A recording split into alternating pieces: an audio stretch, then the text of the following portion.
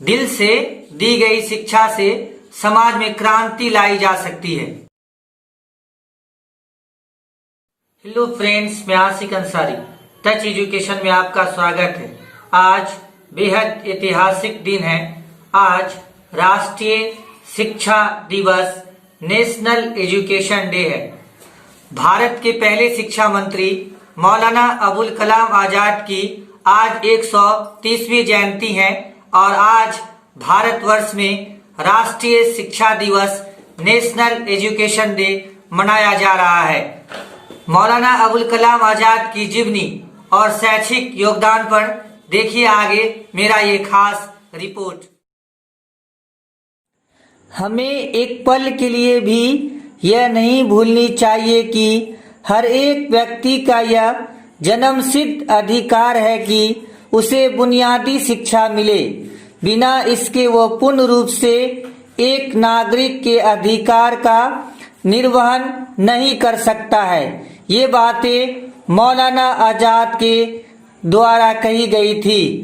मौलाना आजाद का जन्म 11 नवंबर 1888 को सऊदी अरब के मक्का में हुआ था। भारत के पहले शिक्षा मंत्री मौलाना अबुल कलाम आजाद की आज 130वीं जयंती है। महान स्वतंत्रता सेनानी मौलाना अबुल कलाम आजाद की याद में 11 नवंबर को देश भर में नेशनल एजुकेशन डे मनाया जाता है।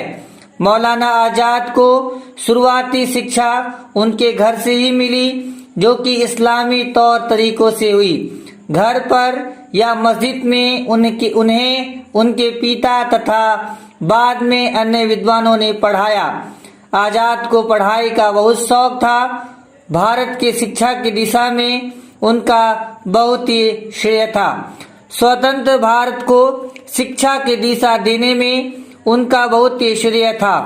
उन्होंने ICCR, ICSR, UGC और IIT जैसे कई संस्थानों की नींव रखी थी।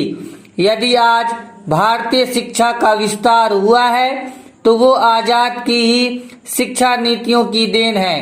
भारतीय शिक्षा के क्षेत्र में उनके द्वारा दिए गए कार्यों के सम्मान के रूप में उनके जन्म दिवस यानी 11 नवंबर को राष्ट्रीय शिक्षा दिवस, नेशनल एजुकेशन डे का नाम दिया गया है। आजाद ने 11 साल तक शिक्षा मंत्री का कार्यभार संभाला।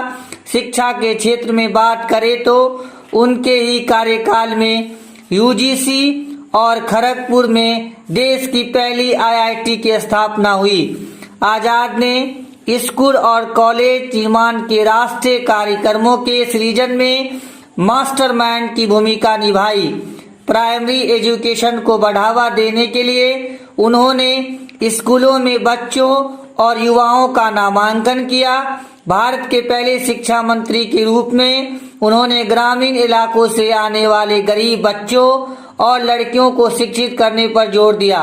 उन्होंने केंद्रीय शिक्षा संस्थान दिल्ली की स्थापना की, जो आज दिल्ली विश्वविद्यालय के शिक्षा विभाग के रूप में देश की नई शैक्षिक समस्याओं के सुलझाने के लिए एक शोध केंद्र बना। अब अंत में मौलाना अबुल कलाम साहब के एक अनमोल विचार पर मैं अपनी बात खत्म करता हूँ।